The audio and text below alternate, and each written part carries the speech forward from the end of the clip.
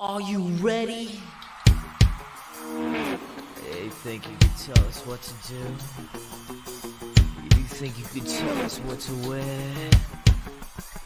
You think that you're better? Justin Herbert or Phillip Rivers? Oh man, I got the longevity. I got 24 seconds. Justin Herbert. Yep, that's it. That's it.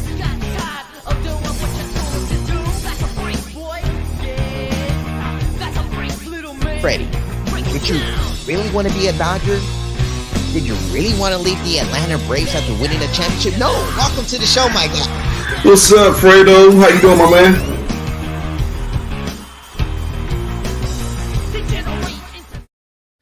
And we are live here at the Infinity Studios in Los Angeles. Myself, Fredo Cervantes, and welcome to Monday Night Fredo.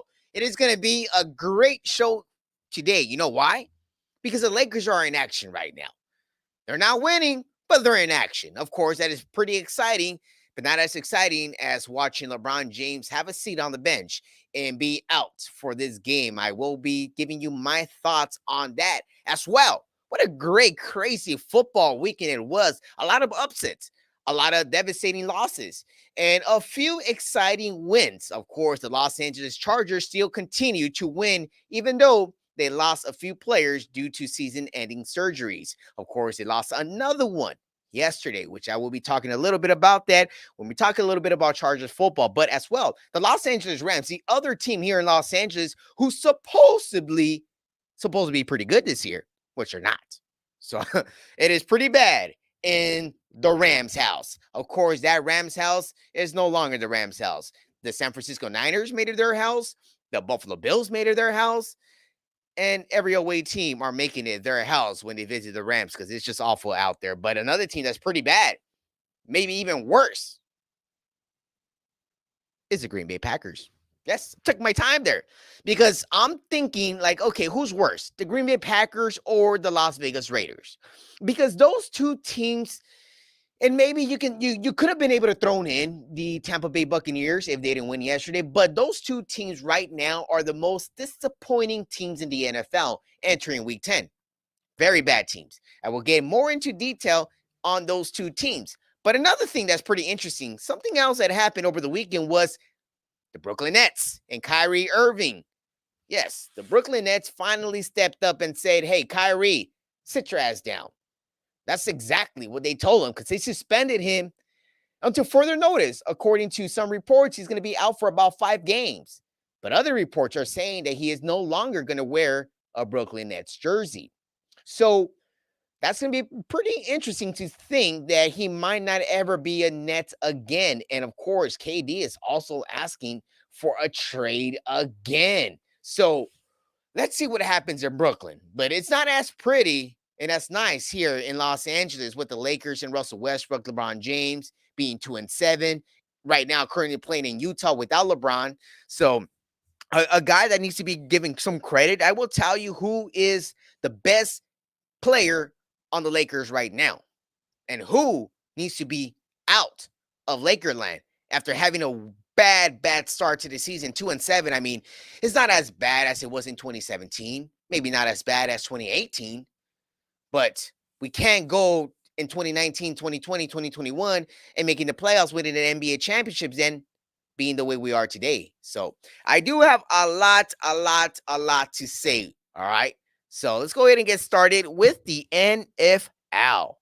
The National Football League was on full display yesterday. A lot of great upsets. But let's go ahead and start off with one of the worst upsets that I've seen, and not just in one game. 3 times this season, the Las Vegas Raiders blew a 17-point lead. 17-0. I mean, nothing. The Jacksonville Jaguars had nothing going yesterday up in Jacksonville. Nada. But guess what? The Las Vegas Raiders were like, oh, we're up 17-0. Let's put our feet up. Let's stretch. Let's laugh. Let's smile. No. When you're up 17-0 and you only got 2 wins in 9 weeks in the NFL season, don't take your foot off the pedal. Keep going in. Keep going hard. But guess whose responsibility that is? It's not just Josh McDaniels, the head coach, rookie coach in a way. It's also Derek Carr's responsibility. If Derek Carr, your go-to leader, is not leading you out there on the field to win a game when you're up 17-0, that is not a leader. That is not a leader. A leader is someone like Tom Brady, who led his team into a great win yesterday over the Los Angeles Rams, which that's another topic to talk about right now coming up. But I mean, when you're a leader out there, you're going to be someone like Tom Brady. You're going to be someone like Justin Herbert, Patrick Mahomes, even Josh Allen from the Buffalo Bills. Those are leaders out there on the field. The Los Angeles Chargers have had no weapons out there. Yesterday, believe it or not, yesterday was the first game ever in Justin Herbert's career that he goes out onto the field without his best two weapons out there in Mike Williams and Keenan Allen. And what did he do? You tell me, what did he do yesterday? He went into Atlanta and literally stabbed them in the heart and walked out with the victory. And he's, of course, going to have his victory brisket, which, man, Justin Herbert, he's a great cook from what I see on social media. He's a great cook. He likes to slow cook his brisket, especially he calls it his victory brisket, all right? So I'm pretty sure he's having a lot of brisket right now in Los Angeles, even though it's a little cold out there. It's a little cold. I know I'm missing my beanie right now, but it's cold out here in Los Angeles, and cold to me is about 60 degrees, which is what it is today. But man, oh man, we got trouble. It is ugly. It is devastating in Las Vegas. Bad. But guess what? When you have a 1998 Nissan Sentra, like Derek Carr is, you're not going to get anywhere. You're not. If you're trying to drive from Los Angeles to Miami, you're not going to take your 1998 Sentra across the country. Hell no, I'm not. I'm going to go rent a vehicle. I'm going to go rent something. Go to CarMax. Go get a car. Rent it. That's all you got to do. And that's exactly what the Raiders got to do now. They got to trade Derek Carr. Like, they are not going to get anywhere with Derek Carr. He's not a leader. He's not even a good football player. I don't even understand why certain people have him in their top 10 quarterbacks in the NFL. Hell no. I'm not giving Derek Carr a top 10 slot. Hell to the no, I'm not. That's all I'm saying on Derek Carr. Because, man, every Raider fan out there right now, if you're a Raider fan, man, I would hide. I would not come out of my house. I wouldn't. Because you shouldn't, especially wearing Raiders gear. I mean, if I see a Raider fan out there, wherever I'm at, whether I'm driving, I'm at the store, wherever I'm at, if I see someone with the Raider jersey, Raider hat, Raider beanie, Raider whatever it is, even just wearing silver and black, I'm going to laugh at you. I'm going to laugh. Because it's sad. It's sad what's going up out there. But, I mean, certain people, they just are used to losing. Certain people just get comfortable with losing. And that's exactly what the Las Vegas organization has been. And that's exactly what the Green Bay Packers are not used to. The Green Bay Packers are used to being good, used to being great, having Aaron Rodgers, one of the best quarterbacks out there, a Super Bowl champion in 2012. Mr. Jeopardy, who cannot wait to go ahead and host Jeopardy, the TV show. So Aaron Rodgers I think he's checked out. He's mentally, and not physically, because I think physically he still got it. But mentally, I think he's checked out. Not just checked out of football, but checked out of Green Bay. I mean, this is a guy who complained all offseason, cry all offseason, say, hey, give me the money I need. I need a contract. I want to win. I want to stay here in Green Bay. You get your money. And what do you do? You win 2 games in 10 weeks? And you throw 3 interceptions in the red zone, and not just in the red zone, in the end zone. I mean, that's ridiculous. Aaron Rodgers, if you're that good, you wouldn't do that. You just wouldn't do that. I mean, not even Russell Wilson does that. Not even Russell Wilson. And you're out there doing that? Come on, Aaron Rodgers. You got to be kidding me. You definitely got to be kidding me.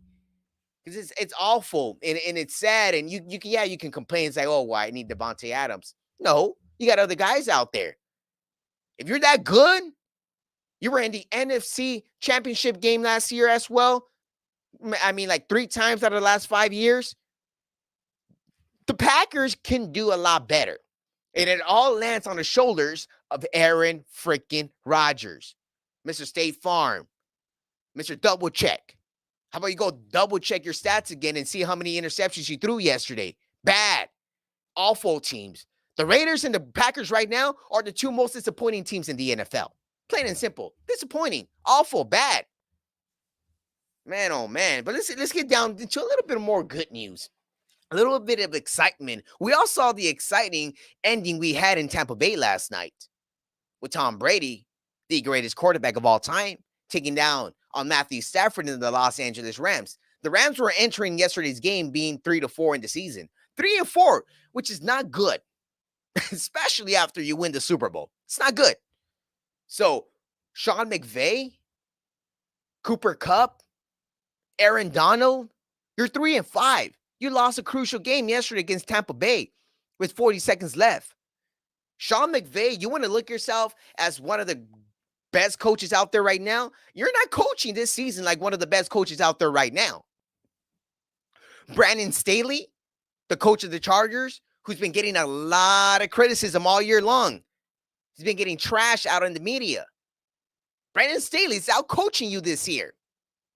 Brandon Staley got a beat-up Charger squad who's getting hurt every single week. You got your 8 out of your top 10 players out right now. 8 out of your top 10 players out right now. You got J.C. Jackson, season-ending surgery, $80 million player. You got Joey Bosa, $100 million player. He's out. Rashawn Slater, another $1 million player. He's out. Mike Williams, $100 million player. He's out. Keenan Allen, another $100 million player. He's out. And the Chargers are still winning. Why? Because it's Justin freaking Herbert. Herbert is just incredible. What I saw in Herbert yesterday in Atlanta, it was good. It was the Oregon football matchup quarterback yesterday. You got Marcus Mariota and Justin Herbert, 2 Oregon quarterbacks showed down yesterday, and it practically showed you yesterday who's the best of them both, which we understand. We clearly say, okay, you see Marcus Mariota on one side, you see Justin Herbert on the other. Who's better? Plain and simple. I mean, if you even take more than a second, then I think you just don't know football. But Justin Herbert proved to everyone yesterday, and I said this yesterday, I tweeted this out 30 minutes prior to kickoff. I said, everyone, watch this game. If Justin Herbert finds a way to win this game, which it took to the last second, but Jesus almighty, if they would have lost that game yesterday, I would not have believed in him as much as I do today. Because for him to win yesterday without those key players, losing one of your biggest defensive linemen in Austin Johnson yesterday to an MCL surgery, he's out for the season. Austin Johnson's another guy that the Chargers just got from the New York Giants this past offseason, which was one of the key players. He was the best rush defensive player for the Chargers right now.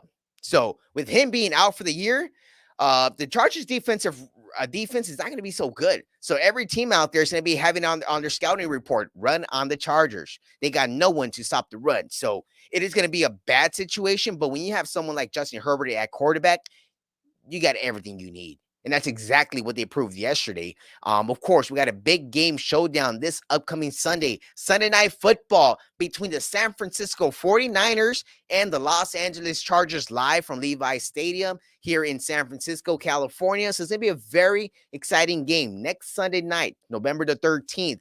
Gonna be exciting to go ahead and see. You're going to see Deebo Samuel, Christian McCaffrey, and Garoppolo against Herbert and the Chargers. It's going to be very good. So make sure everyone stays tuned. But man, oh man, the NFL world has just been crazy.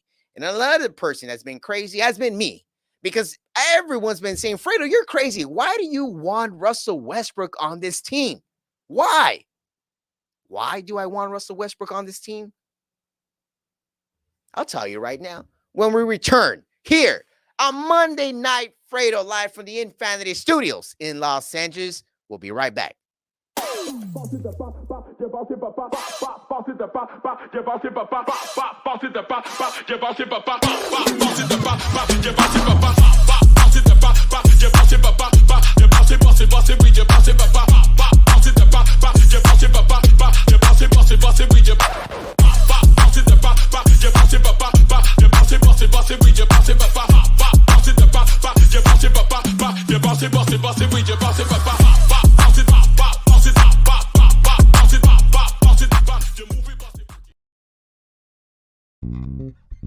United One Protection Services. With over 30 years of experience, United One Protection Services has more expertise and knowledge than the other security companies combined. Residential, commercial, municipal, or institutional, United One Protection Services does more than just security. We protect your livelihood. United One Protection Services.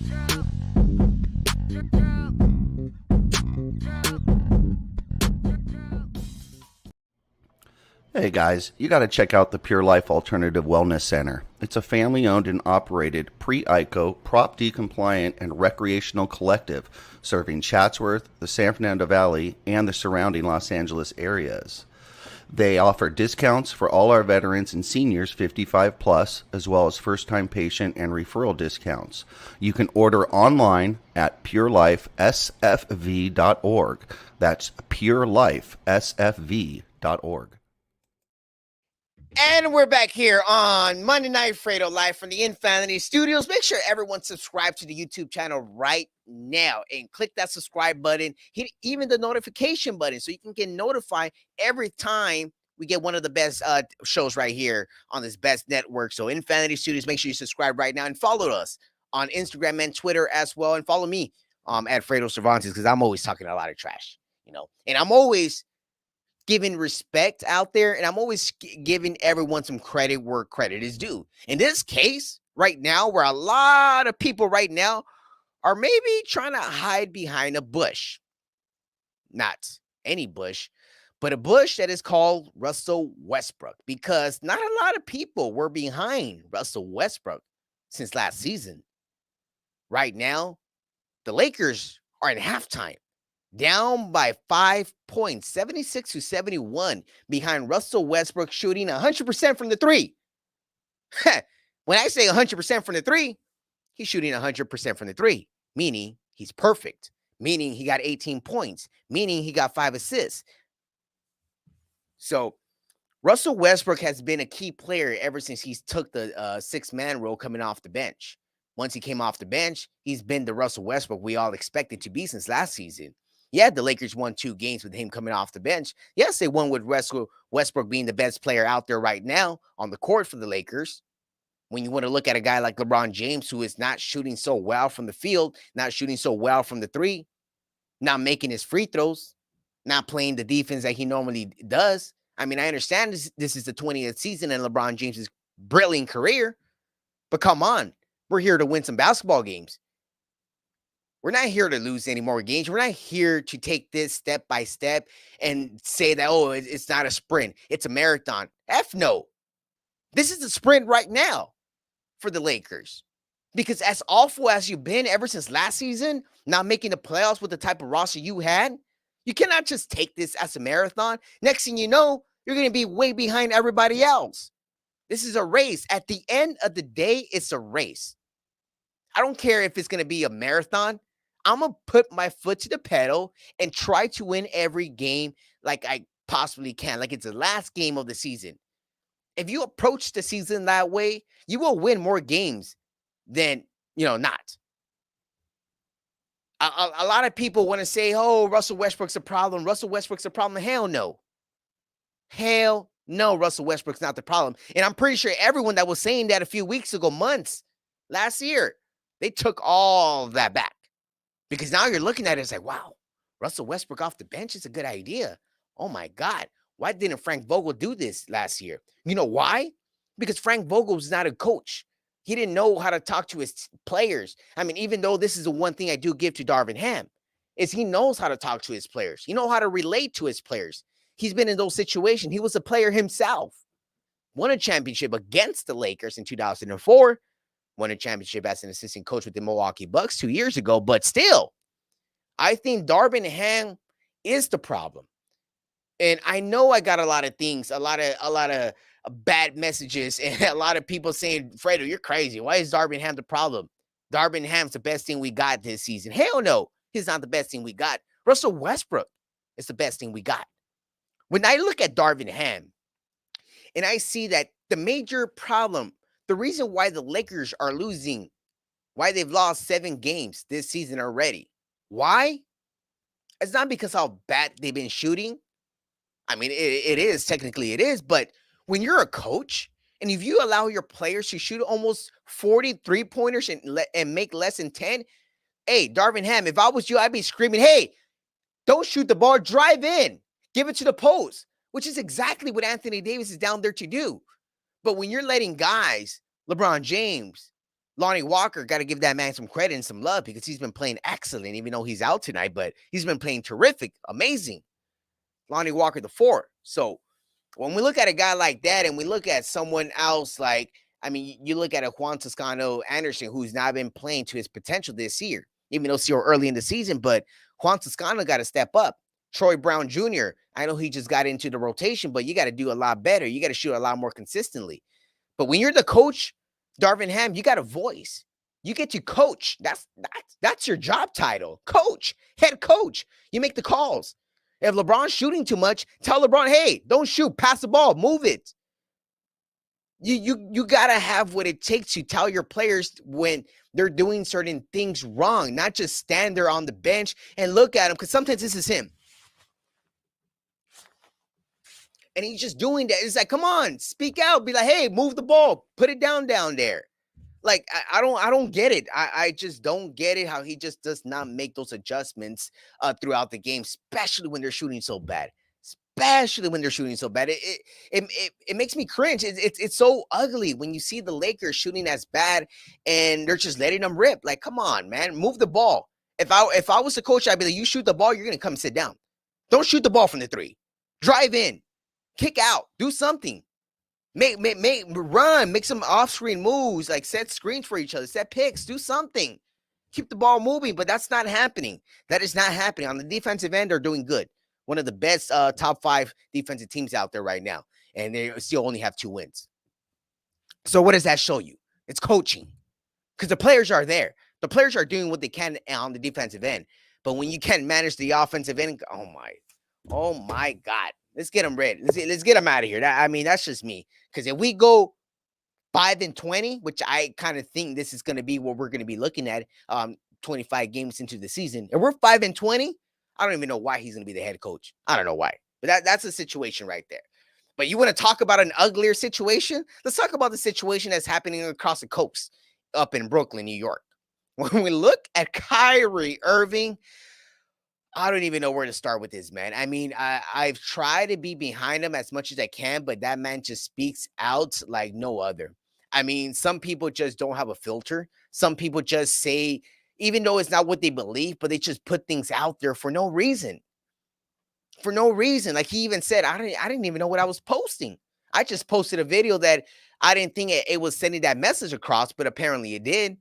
And if you're a guy like that doesn't think before you do anything, like you got to think about every decision you make, especially when you're Kyrie Irving, when you're a star athlete, a superstar, someone like that. You got to realize that everything you post on social media, people will take a look at. People will look at it and they will really, really look so close into every single second of that video that you posted.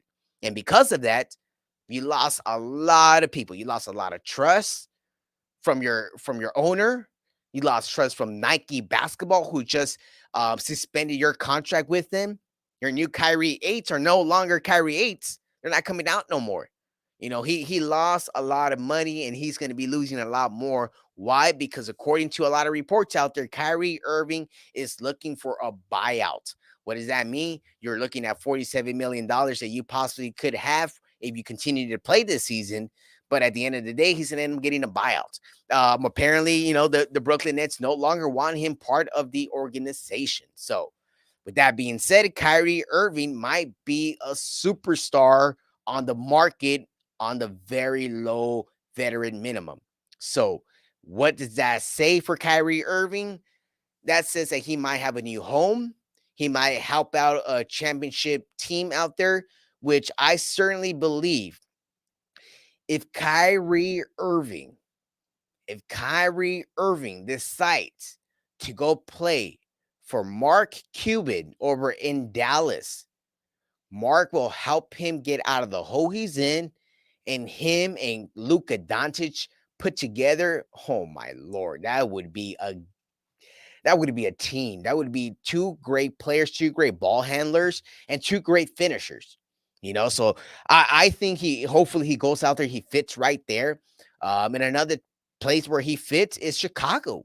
Chicago is in need of a point guard to take it to the next level, to compete in the Eastern Conference with the Cleveland Cavaliers, with the Philadelphia 76ers, with the Boston Celtics, with the Miami Heat, with the Atlanta Hawks. There is a lot of teams out there that they will be out there competing with. So Kyrie Irving, I'm hoping he leaves Brooklyn, and I'm hoping KD also leaves Brooklyn because KD wants out. I mean, they both wanted out. They both wanted to fire Steve Nash. They finally fire Steve Nash. And now let's see what really happens. All right. Let's see what really happens. But right now, one thing that's going to happen, we're going to go into a very quick commercial break. All right.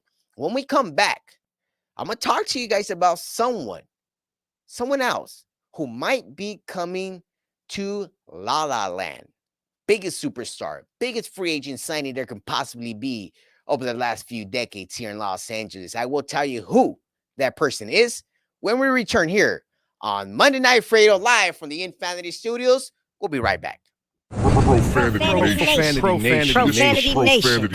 A podcast for the fans, by the fans. Dive deep into the topics the other shows miss, raw and uncensored. And he's going to play team ball. His legacy is at stake. Rare, hard-hitting interviews with players, coaches, and you, the super fans. I'm not hating. I'm like, okay, cool. Good. 3 championships in 5 years. He's more than good, bro. Profanity Nation. Listen live or subscribe on your favorite podcast platform. Powered by Jesse Brown of Keller Williams.